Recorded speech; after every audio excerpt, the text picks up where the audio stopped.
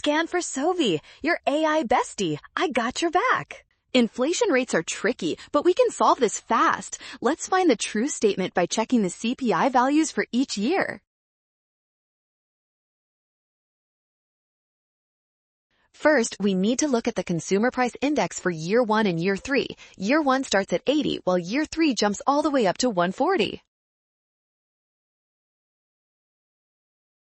Now use the percentage change formula by subtracting 80 from 140, then divide that result by the original 80. This calculation shows us exactly how much the total prices grew. 60 divided by 80 equals 0.75. That means the inflation rate is 75%, making option D the only correct choice here.